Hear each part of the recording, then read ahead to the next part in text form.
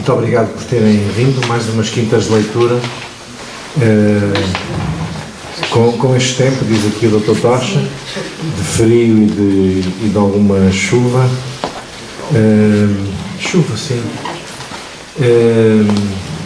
Portanto, agradecer a vossa presença, mas naturalmente agradecer, muito em particular, a presença da Maria do Rosário Pedreira, editora, que também já cá esteve nossa convidada em umas quintas de leitura para nos falar da sua poesia, poeta, poetisa, poetisa, e a nossa convidada de hoje, Ana Margarida Carvalho, quem eu também desde já agradeço por ter vindo à Feira da Foz. Muito obrigado por ter vindo e por estar aqui connosco a passar um bocadinho deste serão. Nós fazemos sempre isto desta forma entre livros, mais ou menos informal, e portanto tentamos, na medida do possível, que seja uma conversa entre os envolvidos, não é? Eu vou passar o microfone à Maria do Rosário Pedreira, que ela fará uma apresentação da Ana Margarida Carvalho, e depois, a partir daí, a bola está em jogo para utilizar a gíria futebolística e cada um dará os devidos pontapés que quiser na bola, bem entendido. Margarida Rosário. Ora, muito boa noite a todos. É um prazer estar de novo aqui na Biblioteca da Figueira da Foz. Queria agradecer o convite que nos foi feito para aqui vir, tanto ao António Tavares como à Anabela Zuzarte. Dizer que é fantástico estarmos num dia com uma chuva como tem estado e estar esta sala cheia de pessoas. Vínhamos cheios de medo que ninguém viesse, que ninguém aparecesse, e por isso é um grande contentamento saber que há tanta gente que se interessa pela leitura, pelos livros e pela Ana Margarida de Carvalho, que é uma autora que eu tenho orgulho de publicar. E vou fazer uma pequena apresentação, depois se calhar a Ana Margarida dirá umas palavras, e nós vínhamos sobretudo para falar do novo livro dela, mas podemos falar dos dois que ela escreveu até agora. A Ana Margarida de Carvalho é licenciada em Direito, é jornalista há muitos anos, uma jornalista premiada que tem escrito sobre diversas matérias e que é também especialista em cinema, entre outras coisas. É uma jornalista que se distinguiu sempre de um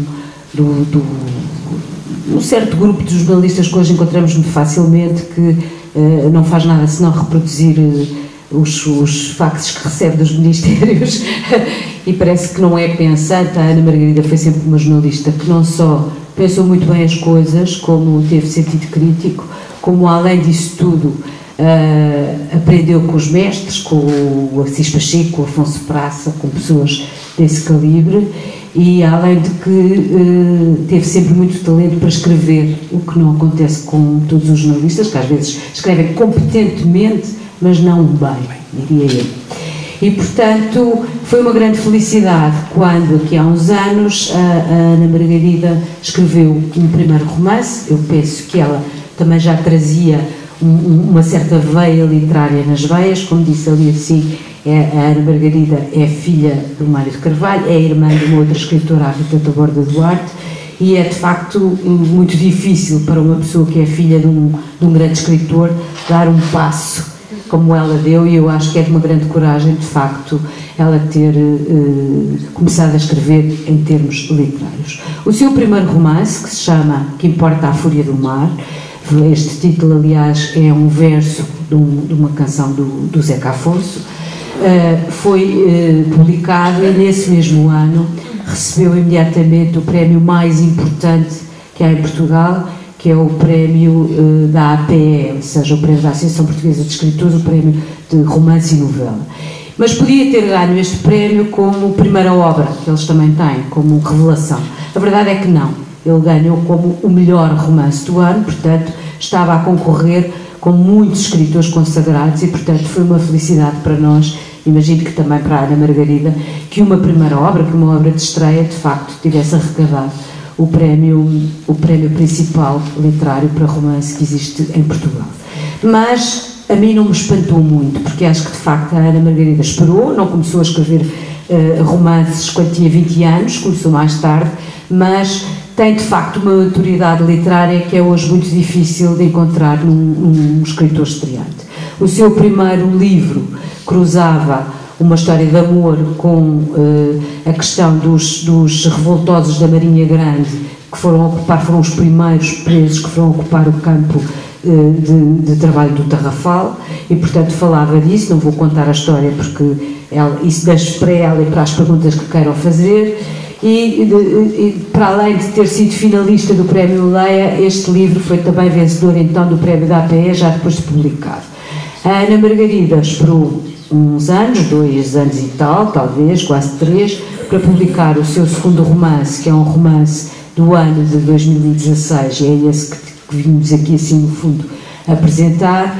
Este livro, que se chama Não se pode morar nos olhos de um gato, também vou dizer que acho que a Ana Margarida tem muito talento para pôr títulos nos seus romances, não são nada, não são seus, mas são bem roubados, o primeiro roubado ao Zeca Afonso, como eu disse há pouco, este é sorripiado a um poema de O'Neill, e isso também mostra quando o escritor é lido e culto e tem referências literais, porque muitas vezes na minha vida profissional, quando eu aconselho os escritores que me contatam e que me mandam originais que não são assim muito bons, eu digo, olha, precisa de ler mais, não se pode querer escrever só com vontade de escrever, quer dizer, é preciso ter mais coisas, e há alguns que respondem ingenuamente, mas eu gosto é de escrever, eu de ler nem gosto assim muito. E portanto é importante, obviamente, para uma pessoa ser escritora e ser escritora a sério, como a Ana Margarida, é obviamente importante aquilo que se leu, e percebe-se logo desde o primeiro livro, até pelas epígrafes de cada capítulo,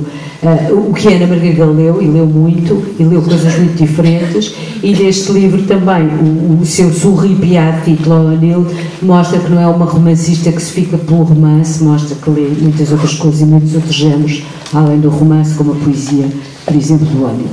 Ora bem, este Não se pode morar nos olhos de um gato, ao contrário do outro livro, que era um livro que se podia dizer, apesar de tudo, mais contemporâneo, porque era um livro que se passava no tempo do Estado Novo em parte, mas também no presente, a olhar para esse Estado Novo numa relação entre um sobrevivente do Tarrafal e uma jornalista. Neste caso nós vamos recuar ao tempo em que a escravatura foi recentemente abolida, mas continua a ser praticada, e vamos começar este romance com uma espécie de clímax, porque o romance começa com um fim, com um naufrágio.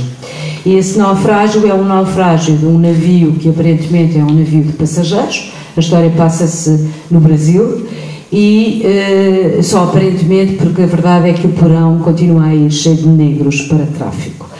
Este navio, como eu disse, naufraga, e o que acontece é que só se safam alguns, como é lógico, depois destas catástrofes, que conseguem ir aportar a uma espécie de praia, e eu digo uma espécie de praia porque é uma praia que quando vem o mar 2 vezes ao dia desaparece, e portanto estamos a falar de um sítio altamente precário e perigoso, e há um grupo de passageiros e um escravo que vão nesse barco, um padre, uma senhora fina, que por acaso até foi traficante de escravos, com a sua filha, um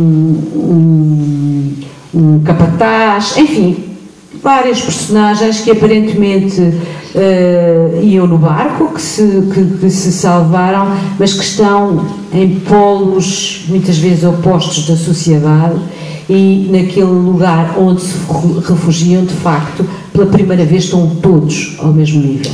E portanto eles sabem que para poder comer, para se poder, enfim, resguardar das marés, todas essas coisas vão precisar da ajuda uns dos outros, e portanto vamos pensar que é preciso pôr de lado os preconceitos, é preciso ao mesmo tempo ser inteligente para ver de que lado está a força quando a força é precisa, de que lado está a inteligência quando a inteligência é precisa. Portanto, este grupo de pessoas vai estar completamente sozinho num sítio que é precário, que é difícil estar ali durante o dia todo, e portanto vão ter de se conquistar, vão ter que conseguir coisas uns dos outros, e portanto este também é um livro sobre a queda dos preconceitos, sobre como é que as pessoas se relacionam, etc., mas não no sentido do Big Brother, num sentido mais profundo. E é também um livro que à medida que nós vamos avançando, nos conta que todas aquelas pessoas iam naquele barco, de certa forma, a fugir do seu passado. E, portanto, além de vermos o cotidiano, o presente daquelas grupo de pessoas, vamos aprender o que é que as levou, no fundo, até ali. Eu não vou dizer mais, porque não se deve contar as histórias dos livros. Os livros são para ler, não só para ouvir qual é a história. Esta é, enfim, um resumo muito pequeno do que é. Eu agora passaria a palavra à Ana Margarida para ela falar um bocadinho do que ele levou a escrever, do porque é que escolheu estes temas, e depois passaríamos então a palavra para o público e para o António Tavares. Muito obrigada. Bem, muito obrigada, António, obrigada, Rosário, por esta apresentação, e ficou muito pouco para dizer sobre essa minha entrada do jornalismo para a literatura, que foi muito tardia, de facto, não é? Já foi depois dos 40 ou próximo. O que eu posso dizer é que o que me aconteceu foi que eu levei muito a sério o jornalismo durante muitos anos, e muitos anos foram 25 anos. O que aconteceu é que o jornalismo não queria ser levado a sério, e neste momento eu estou desempregada. Foi uma coisa que aconteceu há 15 dias, portanto nem o jornalismo queria ser levado a sério, nem eles querem pessoas que levem aquilo a sério. E, portanto, eu acho que foi essa a principal razão. Claro que é preciso coragem, porque a pessoa se expõe muito, não é?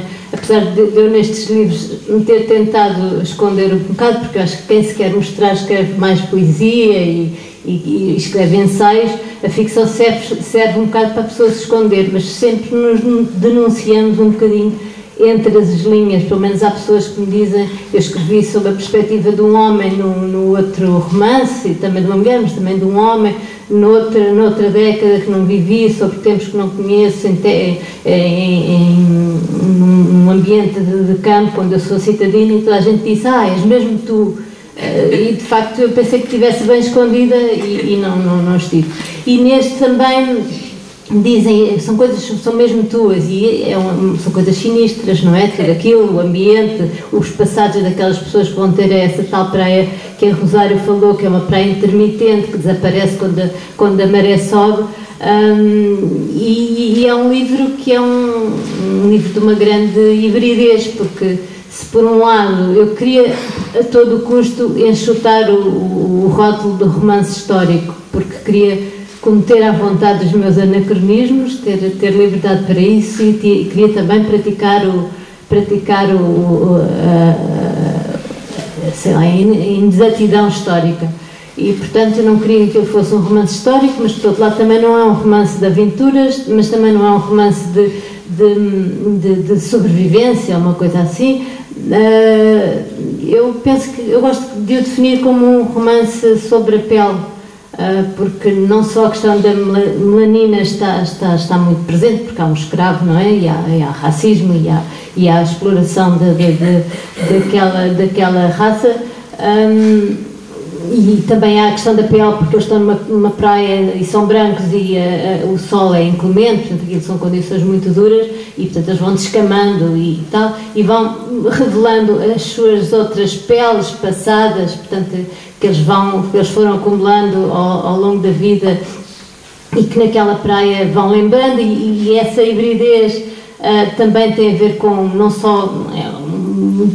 é só o género, mas também tem a ver com a praia, que é aquele terreno linear entre o mar e a terra, que não é bem uma coisa nem outra, e também tem a ver com o facto de ser um livro entre o passado e o presente, porque apesar de se passar naquele momento, que é nesta fase que a Rosário disse, que passa-se depois da abolição da escravatura em finais do século XIX, numa praia do Brasil, as personagens estão sempre a recuar e sempre a trazer todo o passado, todo o entulho, todas as células mortas que acumularam ao longo da vida, que tudo é convocado para aquela praia, e às tantas a praia que só tem aqueles X número de náufragos, está habitadíssima de gente, e de traumas e de problemas passados. Portanto, há uma série de coisas que confluem para aqui. e de resto, pronto, é isso. Não sei se posso falar, há mais alguma coisa que a Rosário tinha dito. Agora sim. Das relações humanas. Pois, e depois é isso, não é? Há um livro sobre a pele, porque há todas estas, sobretudo, uma grande dificuldade em pôr-se na pele do outro, lá está outra vez, em colocar-se, em conseguir ver o outro atrás da sua pele, como se as pessoas só estivessem fora e não estivessem dentro, porque cada um só conhece do outro aquilo que sabe de si, e isso é um problema, não é? É uma questão de perspectiva.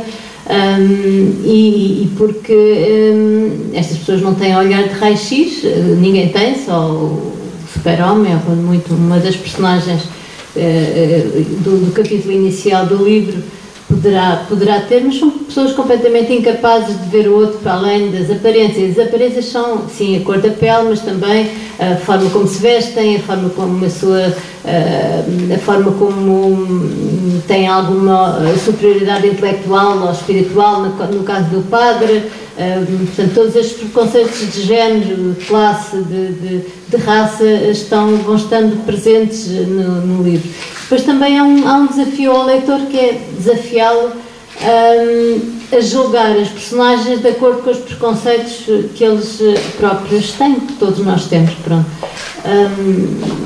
E é isso que talvez também incomode e torne o livro um bocado difícil, porque as pessoas às vezes têm tendência a pensar que lá por uma pessoa ser explorada e ser maltratada e ter tido uma vida completamente trágica, essa pessoa tem um bom caráter, é uma boa pessoa. Pronto, lá por uma pessoa ter uma deficiência, é uma boa pessoa. Não é necessariamente, não é? Pode não acontecer. Portanto, se calhar pensam que a personagem do escravo é uma boa pessoa, e não, pode ser o contrário. Portanto, também tentei fazer esse jogo de não ir muito pelo óbvio e das personagens não serem absolutamente boas nem absolutamente más e terem um lado muito ambivalente. Pronto, e agora podem-me perguntar como é que o que é que eu sei. Eu, sendo jornalista, e fui uma jornalista já estou a falar no passado, que horror. Fui uma jornalista que toquei em várias áreas, desde a política à cultura, ao cinema, por aí fora. O que é que eu sei de religião, porque o livro também fala disso. O que é que eu sei sobre a escravatura do século XIX, como é que eu me fui meter nisso. E de facto não sei nada, não é? Estou a falar de um continente que não me pertence, estou a falar de um século que não vivi, que também não me pertence, estou a falar de uma história que eu não domino. E sim, e acho que foi um grande atrevimento, e agradeço imenso à Rosário ter publicado este livro estranho. Se calhar a coragem foi mais da Rosário do que minha. A escrita para a jornalística é necessariamente completamente diferente da escrita literária, mas não sente ou sentiu alguma vez que a escrita jornalística funcionava como uma forma castradora, ou pelo menos saciadora daquilo que pode ser ou daquilo que é a escrita literária? Sim, absolutamente. Eu acho que como é que nós escrevemos nos jornais? Nós escrevemos de acordo com uma série de parâmetros, não é? A escrita jornalística é uma escrita funcional, sobretudo isso, é uma escrita denotativa, e para além do mais temos uma função, e a função é temos um pacto com o leitor, que é o pacto da verdade. Temos que, seja isso o que for a verdade, temos esse pacto. Na ficção, eu tentei quebrar todos esses parâmetros a que estava confinada no jornalismo. Portanto, tentei usar outro tipo de linguagem completamente diferente, até porque, quer dizer, sempre foram 25 anos muito intensos e cansaram muito, e portanto o que eu queria era o oposto disso. Apesar de que eu fiz durante alguns anos, crítica cinematográfica, durante pelo menos uns 5 ou 6 anos, e também fiz crónica, que é um estilo já um bocadinho intermédio, porque há uma dose de subjetividade e há uma linguagem que nos é permitida. Mas mesmo no jornalismo, a minha posição, e o que eu acho é que quer dizer, há as notícias, pronto, são as notícias que são para dar, há os online, que também têm que ter uma linguagem muito direta, mas numa reportagem é perfeitamente possível fazer uma linguagem, aliás, existe um género, que é um género de literatura jornalística, não é? Portanto, é perfeitamente possível não nivelar por baixo e ter aquela ideia que eu tento contestar tanto, que é, eu tentava, que é que os diretores de jornais têm e os editores, que é não escrevas isso que os leitores não vão perceber. E eu acho isto uma arrogância enorme, quer dizer, isto é estar a colocar-nos a nós jornalistas num ponto acima do leitor.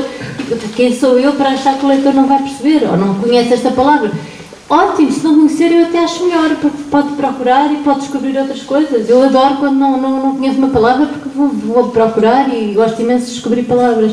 Portanto, foi uma luta que eu sempre tive e perdida, foi uma luta perdida. Às vezes consegui umas coisas, mas de facto não venci nenhuma guerra, pelo contrário, acho que foi perdida.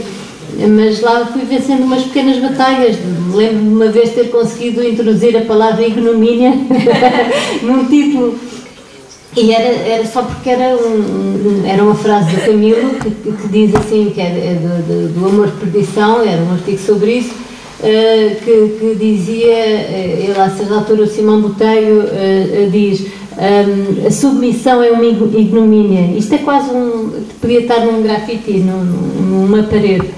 E eu achei que aquilo era um bom título para o artigo, e o meu editor dizia: não, isso não vai passar, ignomínia num título, os leitores não vão perceber nada, os diretores não vão deixar, e não sei o quê. Eu fiz fim-capé e lá consegui, mas foi assim o máximo que eu consegui para escrever: a submissão é uma ignomínia. Eu também acho bom. Como é que se dá esse clique da veia literária? Como é que isso... Penso que foi a Rosário, não foi? Não, mas foi a Rosário que me... Nós que lemos jornais, no fundo, estamos atentos à maneira como escrevem determinados jornalistas. E uma vez na Laia, já eu estava na Laia, em conversa com o diretor de comunicação da Dom Quixote, que é o Rui Breda, e que também é uma pessoa que lê muito e com quem eu falo muito, e das pessoas com quem eu me dou melhor na Leia, estávamos a falar até se calhar do baixo nível de tanto jornalismo que hoje vemos, e estávamos a falar de jornalistas que nós achávamos que escreviam bem, e o Rui achámos que devíamos ir desafiar a Ana Margarida para escrever ficção. Pronto, achámos que ela tinha todas as condições, porque percebíamos pelos seus artigos e pelas suas reportagens que não só a sua escrita era uma escrita elegante, era uma escrita variada, porque os registros, por exemplo, no livro Que Importa a Fúria do Mar, nós percebemos que há do registro mais cru ao registro mais lírico, e portanto pessoas que se sentem à vontade em vários registros têm uma facilidade maior em redigir do que aquelas pessoas que contam tudo muito bem contadinho, mas que não passam daí no fundo como se estivessem a deixar um recado a alguém. E estávamos a conversar os dois, e o Rui disse: não, deixa lá que eu vou falar com a Ana Margarida, vamos marcar uma reunião com ela e tal. E no fundo o que percebemos é que a Ana Margarida tinha sido em potência toda a vida uma escritora, só que não tinha dado o passo, porque estava tudo lá dentro dela, não precisámos nada de dizer. Nunca a Ana Margarida, depois dessa conversa, nos disse: mas escreveria sobre o quê? Já lá estava, foi só como se soltássemos um fio no fundo que estava apertado. Vocês disseram: escreve. Disseste que ela não escrevia, e ela imediatamente aceitou o repto e começou a escrever. Portanto, a responsabilidade não é minha. A culpa não é minha. Não, quem escreve é quem é responsável pelo que escreve. Mas, é o que assina a obra sempre. Sim, mas pronto, então isso é a minha dívida à Rosário também de me ter libertado dessa outra linguagem, não é? É que eu estava de facto muito comprometida e era a minha vida. Mas também houve outras coisas. Eu tinha feito guiões de cinema já, portanto estava um bocadinho já entre lá e cá. E guiões que até tiveram subsídio, mas nunca foram transformados num filme. Mas, portanto, esse lado da ficção sempre me interessou muito, não só pelo lado da leitura, mas pelo lado também de concretizar alguma coisa, só que achava que ninguém se ia interessar, não é? E não ia ser capaz, não mostrei a ninguém, acho que a Rosário foi a primeira pessoa a quem eu, sim, no primeiro, sim. Não contei a ninguém do que é que estava a fazer, tinha todas as inseguranças, até pensei em escrever sobre pseudónimo, o que a Rosário disse logo que era um disparate, não fazia sentido nenhum. E foi assim, agradeço muito terem tido essa conversa e terem se lembrado de mim. E em relação a isso que disse agora dos guiões, já tinha escrito guiões, eu acho que eu vi vagamente que um dos seus livros tem que ver com uma história que podia ter sido um filme e não chegou a ser. Sim, esta história, a história depois foi por outro caminho. Mas começou numa conversa com o realizador, que é o Zé Barahona, que eu penso que tem até um filme em cartaz, que é aquele do Marco Rufato. Começou com uma conversa com ele, em que ele queria fazer um filme sobre... que agora não me lembro, era uma personagem dessa de Queiroz, que depois o Frederico Mendes. Sim, o Frederico Mendes. Exatamente, ele queria fazer uma coisa sobre isto, em que ele no Brasil se apaixonava por uma mulher e depois havia um naufrágio e depois havia uma série de situações de homossexualidade, era assim uma história. E eu queria que houvesse eu pensei, mas por que não fazemos essa história assim, mas com uma situação de canibalismo, portanto, cada um pior do que o outro. E depois eu fiz um guião e ele não ficou, fiz uma sinopse, ele não ficou muito contente com a sinopse e disse, vou entregar a outro argumentista. Eu disse, está bem, são coisas que acontecem, tudo bem. E eu acabei por ficar com aquela sinopse, mas com uma certa pena. Mas depois o que é certo é que quando escrevi o livro, muito pouco ficou daquela nossa conversa e do guião que eu escrevi. Ficou a praia. Eu não sei se a ideia da praia é minha ou dele, nunca chegámos a esclarecer, porque ele diz que é dele, eu digo, não, mas fui eu que falei disso. Não sei, confesso que não sei. Ficou aquele decor que eu acho interessante, porque uma praia que enche e que depois se esvazia, e portanto todo o lixo que as personagens vão fazendo ao longo do dia é apagado quando a maré volta para trás, e portanto é uma espécie de segunda oportunidade que aquelas personagens têm de refazer. Portanto, é a segunda oportunidade que a vida não nos dá. Ali naquele espaço o mar dá sempre uma segunda oportunidade de viver tudo novo, fazer outra vez todas aquelas cicatrizes que eles fazem na areia, todas aquelas marcas. E eles têm essa oportunidade 2 vezes ao dia. Portanto, eu achei isto também interessante e pronto, mas não sei, eu gostava que o filme dele se fizesse, seja de uma forma ou de outra, pegando mais no livro, não sei se ele vai fazê-lo ou não. Ele diz que sim, mas também é tudo tão difícil. Só perguntar uma coisa, porque o primeiro capítulo deste livro, que é o que relata o naufrágio, o antes, o durante e no fundo a salvação das personagens, é narrado por uma santa até-se-me dizer pócaronchoso, uma santa muito cínica, muito tremenda, e essa santa, aliás, vai aparecer na praia e vai estar na praia e vai servir para muitas coisas na praia.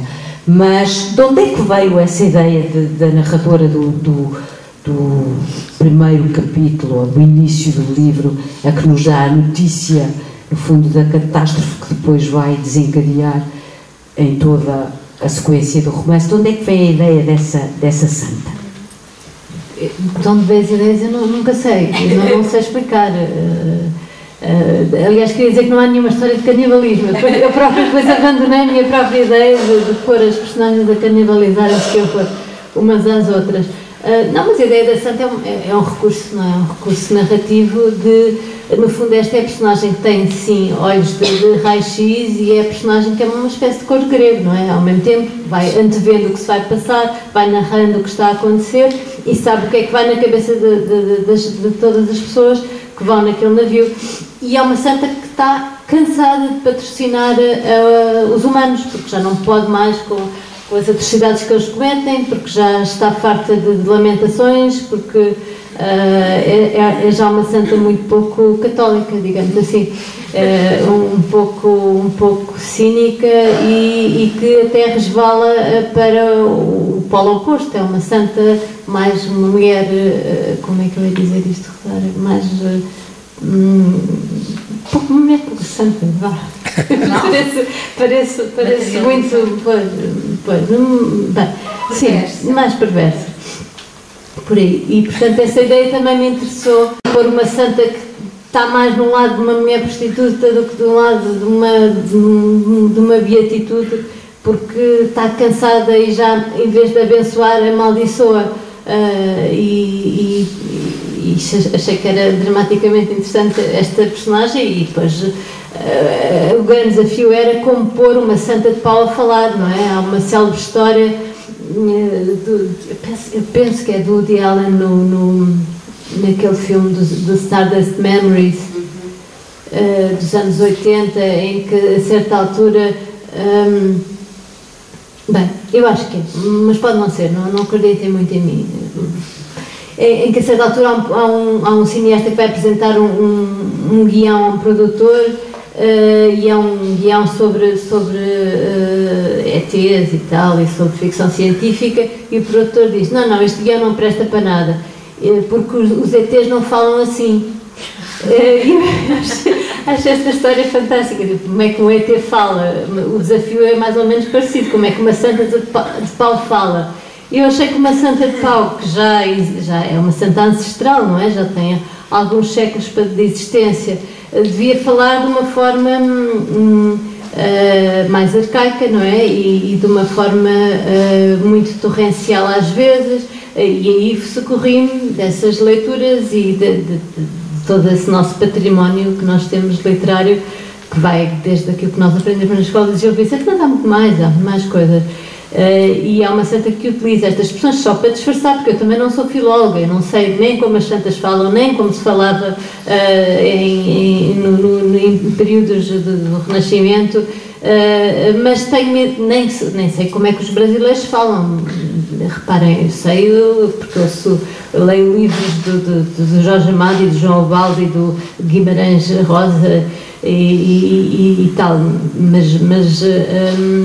e também ouço músicas do Chico Buarque, mas é mais ou menos por aí que eu vou, não é tudo a disfarçar, é fingir que sei como é que no século XIX falavam, é fingir que sei como é que uma santa com 3 séculos poderia falar, é fingir que sei como é que os brasileiros falavam, o que também um brasileiro do século XIX, se nós nos guiarmos pelo Machado de Assis, não é? Não é muito diferente do Essa de Queiroz. A linguagem é muito próximo, o século XIX é quase já ali. Sim, dizer é que nós falamos como os brasileiros falam. Nós falávamos. É? Pronto. Mas se há alguns termos, como por exemplo O virar brasileiro que nós usamos, tornar-se, não é? Ele virou uma coisa. Por exemplo, são termos do século XVI português que ficaram e que nós, entretanto, fomos mudando por outras coisas. Mas não creio que em sotaque e isso haja qualquer semelhança. Parece que sim. Sim. Sim, agora eu estava uma vez a fazer uma encenação de um Alto Gil Vicente e depois perguntei eu tinha um menino que fazia a figura de um frade e que era brasileiro. E, portanto, falava naturalmente com um sotaque brasileiro. E depois perguntei ao professor José Cardoso Bernardes, que até é advisor, digamos, de grupos que trabalham muito o Gil Vicente, e tem até doutoramento e lê justamente no Gil Vicente, e disse que tem um miúdo que fala com sotaque brasileiro, ele vai-me fazer este papel assim, se calhar é melhor pô-lo a portuguesar um bocado. Ele disse, não, os outros é que deviam estar a falar como ele. Ele está a falar como nós falávamos naquele tempo. Portanto, nós é que mudamos, digamos, o som, exatamente, o som exatamente, nós é que mudamos o som da nossa forma de falar e não eles. Mas isso é muito engraçado, eu gosto muito da forma inventiva como os brasileiros vão vão mudando a sua língua e inserindo vocábulos com a maior das naturalidades. Não têm qualquer problema por exemplo, agora estou-me a lembrar, eles às lombas na estrada eles chamam polícias deitados. E depois vou inserindo palavras, as americanas, mais para o lado americano, mas anglo-saxónicas, eles vão inserindo na sua linguagem. Mas eu lembro-me também uma vez a estar em São Paulo e íamos atravessar uma passadeira e depois estava lá uma grande placa a dizer atravessamento prioritário para pedestres, era uma descrição do que era uma passadeira e de facto os brasileiros costumam ser tão práticos, não tinham uma palavra para passadeira. E sabe, lá em Portugal nós chamamos a isto, estas linhas brancas no chão, chamamos passadeira e eles riram-se muito. Está bem visto! Eles que chamam bafómetro ao nosso detector de álcool que eles chamam bafómetro, não tem uma palavra para passadeira, é isso, atravessamento prioritário de pedestres. E portanto também há assim coisas engraçadas e eu não tive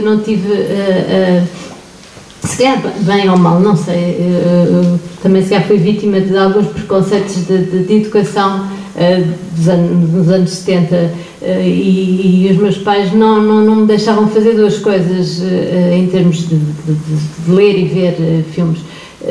Eu não podia ler livros do Tio Patinhas, pronto, eram livros, ainda há livros aos quadradinhos, mas que eram traduzidos por brasileiros. E havia uns grossos, era a coisa que eu mais ambicionava no mundo, era poder ter esses livros dos Tio Patinhas.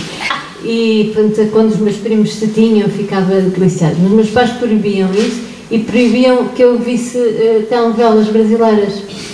Portanto, houve se calhar muito vocabulário que me escapou e que muita gente da minha geração apanhou.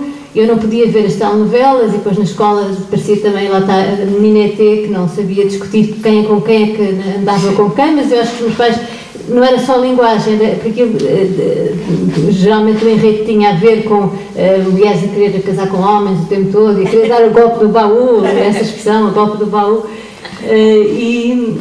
E portanto, isso de facto não apanhei tanto e o que é certo é que mas apanhei a música. Um dos momentos mais marcantes da minha educação nesse aspecto foi ter sido levada a um concerto de Chico Buarque.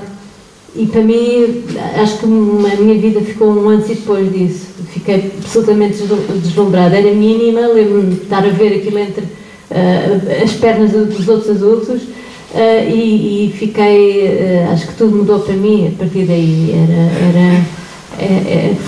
Foi uma experiência inesquecível. Depois a outra grande experiência inesquecível foi ter ido ver o Kubrick, o 2001 Odisseia no Espaço com o meu pai, coisa que eu não percebi nada do filme, nada, o que, como, não sei o que é isto, mas fiquei também deslumbrada e acho que me marcou para a vida toda estas duas coisas. Não podemos interpretar, não é? Agora eu já vi dezenas de vezes e podemos ver aquilo sempre com... Aliás, o que tem interessante os livros e os filmes é isso, é que é a velha história do não se pode passar duas vezes, não se pode tomar banho na água no mesmo rio duas vezes, também não se pode sequer ler o mesmo livro da mesma maneira duas vezes, tal como não se vê o mesmo filme duas vezes. Já me aconteceu detestar um filme e depois ir começando a gostar e mudar a minha opinião. E um livro também depende da altura em que o lemos, e uma música também, as coisas mudam muito. E às vezes não tem a ver com o autor, tem a ver com o leitor, não é? O leitor também é como as palavras são metade de quem as diz e metade de quem as ouve, por isso é que pessoas ficam muito ofendidas com alguns palavrões, que é dito pelo outro, mas o outro também, enquanto ser ouvinte, também faz parte, está a participar daquela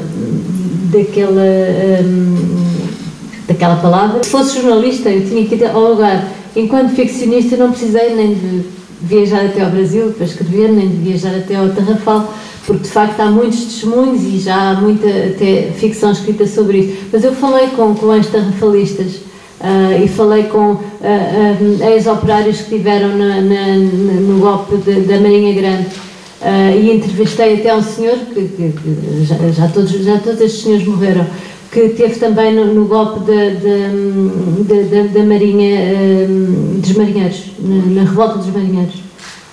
Por acaso, esses falei, porque jornalisticamente também era um valor que eu tinha, não é? A parte da resistência, do passado e tal, fazia muitas coisas nessa área.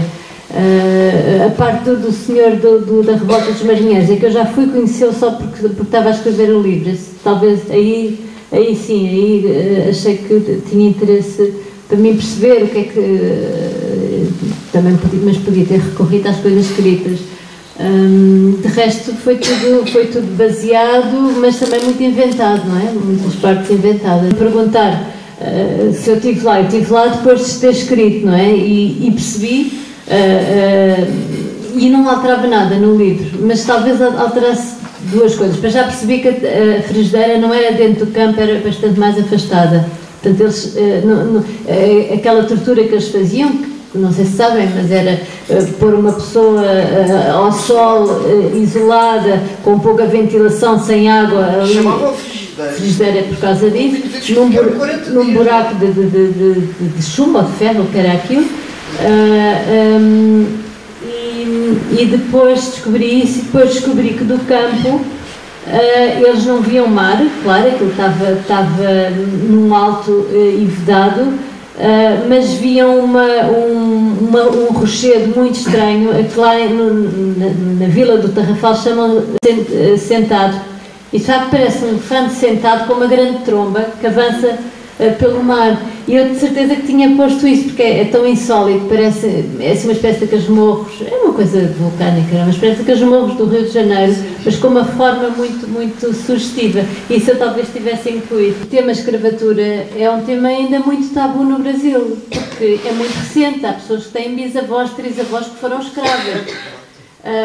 Para um arqueólogo náutico explorar um navio que tenha naufragado é muito complicado ter autorização, porque eles consideram aquilo solo sagrado, porque estão por lá pessoas mortas, sepultadas, cadáveres ou restos de cadáveres, não é? Portanto, aquilo é uma coisa que está muito bem, vimos o que se passou naquela cena deplorável do impeachment, quer dizer, ali é uma questão que não está resolvida, e nós também não resolvemos essa questão. Acho que o ministro Alexandre Lucas Coelho tem razão, não falo de pedir desculpas, enfim, mas acho que nós usamos muito mais, isto é interessante até pensar assim, nós usamos muito mais Auschwitz, por exemplo, que os alemães exemplarmente usam na escola e assumem as culpas, não sei o quê. Nós usamos muito mais a questão de Auschwitz para nos desculpabilizar dos nossos traumas históricos do que a nossa colonização, do que a escravatura que andamos durante séculos a fazer e o tráfico, do que todas as atrocidades que cometemos durante a guerra colonial.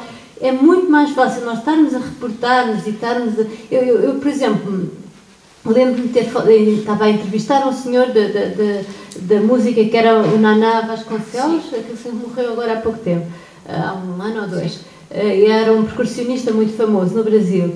Ele estava-me a contar uma ida dele a um intercâmbio de escravos, que era um sítio onde eles faziam o embarque dos escravos em África para o Brasil. Nós, não é? Somos nós portugueses que fazíamos isso. Portanto, eles funcionavam... Na Holanda, por exemplo, o Agualusa também, num livro, descreve essa coisa dos escravos que eram transportados de Holanda para o Brasil. Mas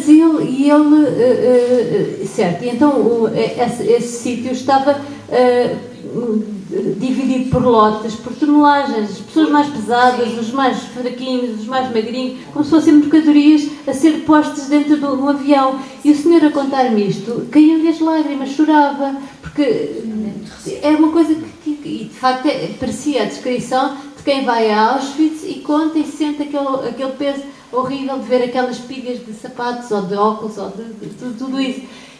Mas ainda nos custa muito falar sobre isto, não é? Ainda, por exemplo, nas escolas, a história que nós aprendemos nas escolas, gerações e gerações aprendemos o que é que nós fomos buscar aos países descobertos e colonizados, o que é que nós fomos lá buscar, porque é que precisámos fazer os descobrimentos. Fomos buscar ouro, marfim, especiarias e mão de obra. Mas a mão de obra, eu próprio ensinei assim aos meus filhos, a mão de obra eram escravos. E nós continuamos a relativizar e a pôr tudo na mesma linha nos testes da escola. Havia um professor de Direito que dizia isto: o ouro que os espanhóis pilharam nas Américas e que os portugueses trouxeram do Brasil. O eufemismo da frase do professor era isso. O ouro que os espanhóis pilharam na América e o ouro que os portugueses trouxeram do Brasil.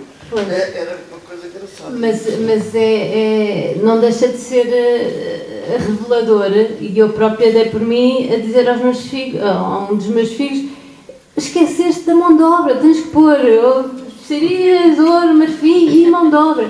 E a mão de obra são escravos, são pessoas, são milhões de pessoas, e algumas nem conseguiam sobreviver à travessia da África, não é? Porque alguns vinham de zonas muito distantes e aquelas travessias eram feitas de forma atroz, e muitas também não conseguiam sobreviver à travessia do oceano, porque iam nesses porões e bastava que a água chegasse um bocadinho aqui ao joelho para eles morrerem afogados, porque vinham deitados, e bom, era uma coisa monstruosa.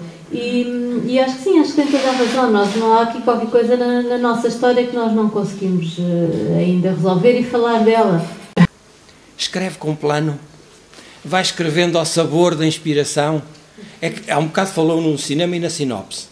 Quando arranca para o romance, faz uma sinopse, define os momentos cruciais, os encontros, os desencontros, já tem ideia, ou vai com a onda, vai com a fúria do mar? Depende. No primeiro foi um livro muito mais programado, em que, não sei se conhece, mas está dividido exatamente ao meio, tem 10 capítulos para cada lado, salvo erro, tem uma espécie de um preâmbulo e não sei o quê. Este era um livro que eu queria que fosse desorganizado, era um livro que eu queria que se fosse narrado, apesar de se basear só no que as pessoas veem, mas que fosse baseado naquilo que está por trás dos olhos das pessoas. Portanto, tem a ver com o pensamento, tem a ver com a desorganização também do nosso pensamento, que é uma coisa, como se sabe, nómada, que não é? Que vai e volta, que tem esta todo esta, dizia alguém, parece um cardume de peixe, não é? Os cardumes agrupam-se os nossos pensamentos, depois há qualquer coisa que os faz afastarem-se e depois dão umas voltas, andam por ali onde lança e tal. Eu queria que o livro tivesse essa lógica de fluxo de consciência, não é? Como? Não é novidade nenhuma, não é? Em que as coisas fluíssem assim e volta e meia aparecesse um estribilho ou qualquer coisa do passado, e que fosse um livro um bocadinho menos...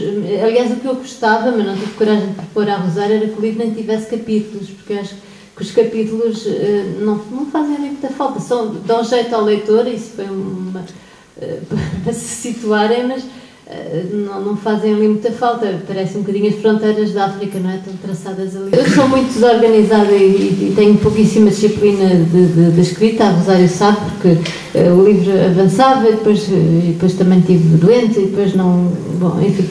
Mas não tenho aquela disciplina que alguns autores têm, que se levantam a determinada hora para escrever e depois estabelecem metas. Eu posso escrever muito num dia e depois no outro dia só escrevo assim alguma... Portanto, não tinha nenhuma...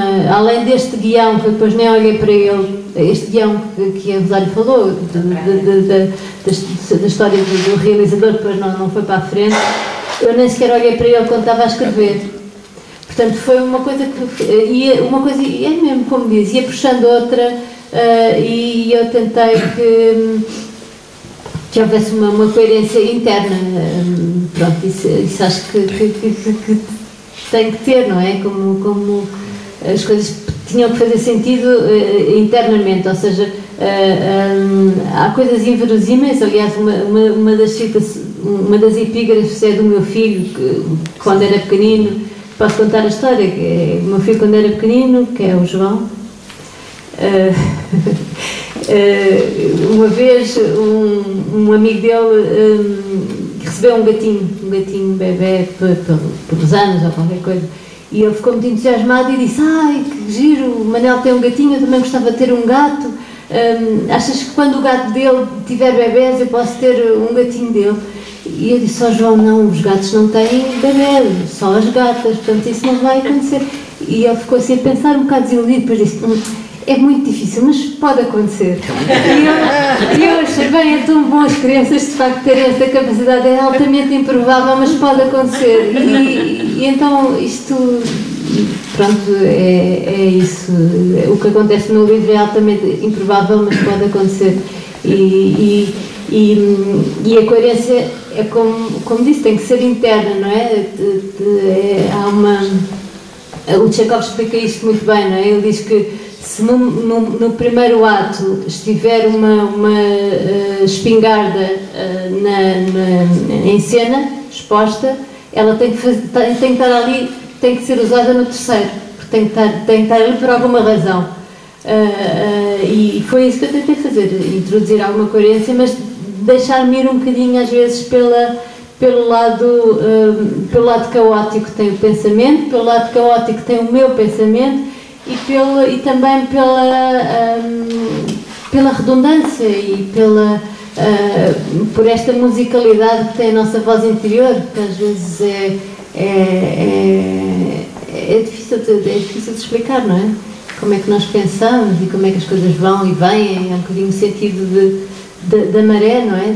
Das ondas, e às vezes são torrenciais, outras vezes são mansas, e o mar também tem este lado um bocado simbólico, não é? Tal coisa bela que tem um monstro em si suspenso, que a Sofia falava, não é? Todas as coisas belas têm um monstro em si suspenso, eu acredito muito nisto. E estava numa escola no outro dia e para explicar isso eu estava a dizer: todos os Darth Vaders têm um Anakin Skywalker por dentro. Pronto. Boa noite. Eu não sei se é excessivo pedir-lhe para comentar o título, tendo em conta o que há bocadinho a Rosário disse, que os livros, pelo menos o primeiro passo é para serem lidos e não para serem contados. Isso é um poema do O'Neill, não é? Ele vai dizendo, conjugando uma série de verbos todos muito pouco benignos e maus e agressivos, e depois vai dizendo: não se pode morar nos olhos de um gato. E depois diz: faz isto, faz aquilo, isto, tudo muito mal. Depois diz: não se pode morar nos olhos de um gato. É assim o poema. Agora, interpretar um poeta surrealista é algo que eu não me atrevo, não é? Mas, obviamente, o que eu pensei foi bastante mais prosaica do que aqui o nosso amigo. O que eu pensei foi em gatos, na verdade, e em cães, porque eu gosto muito de animais e convivo com eles. E o que eu sei é que se nós não estivermos a fazer nada que interessa a um gato, se não estivermos a dar-lhe calor, ou não estivermos a fazer assim um barulhinho que lhe desperte curiosidade, ou não estivermos a abrir a lata da comida, ou coisa, o gato rapidamente se interessa de nós. Não tenho também aquela ideia do escritor na sua mansarda tuberculoso, com um cortezinho de vela ali a esforçar-se para escrever e tal. Também não tenho um apelo da escrita, acho que... Não tem horas para escrever? Não tenho horas, não. Bem, mas agora também a minha vida vai mudar, eu nem sei se vou continuar cá. A minha vontade é emigrar neste momento. Então, não sei, agora não sei como é que vão ser as minhas rotinas daqui para a frente. Mas sim, pratico muito, acho que o caos é muito criativo e a indisciplina para mim também funciona. Cada um tem as suas práticas, não é? Eu escrevo no chão, isto nem devia estar a contar isto. Escrevo no chão, os meus pés passeiam por cima dos livros e rejeito absolutamente a secretária, porque toda a vida fui obrigada a estar em frente a secretárias, na escola, depois na faculdade, depois nas redações, e portanto não quero secretárias nunca mais na minha vida. Para fazer uma coisa que eu gosto e que eu gosto, que é de escrever, quero estar sentada da forma como eu gosto, quero sentada no chão, com um portátil no chão, com a barafunda instalada. Portanto, eu não preciso ter uma secretária grande, porque eu tenho um chão, é maior que qualquer secretária posso espalhar as coisas todas, desarrumá-las e depois faço pigas também é bom ter pigas de livros e depois tiro um e desabo, há assim uma espécie de cismos e uns desabamentos e depois descubro umas coisas, começo a ler, portanto eu também pratico em termos de leitura um bocado de disciplina, portanto eu sou muito omnívora naquilo que leio e quer dizer, desde que as coisas sejam potáveis, não é? Mas não são, e não tóxicas. Mas, e às vezes ponho-me a ler coisa, sei lá, no outro dia estava a ler uma coisa sobre reumatologia na literatura e de facto aquilo era fascinante. Foi um médico, um reumatologista, que encontrou casos de reumatologia em vários escritores. Este devia ter qualquer problema nos ossos, porque quando falava disto dizia que não sei como. E eu achei aquilo fascinante. Eu permitia-me agradecer-vos, às duas, a vossa presença e a companhia que nos fizeram neste serão. Claro que vou ter que ficar um bocadinho mais, porque vai ter que dar autógrafos, necessariamente. Nós convivemos sempre aqui um bocadinho. Há chá de limonete, não há? Temos sempre um chazinho para tomar e para conviver mais um bocadinho, enquanto vocês trabalham. Muito obrigado, muito obrigado. Uma salva de palmas.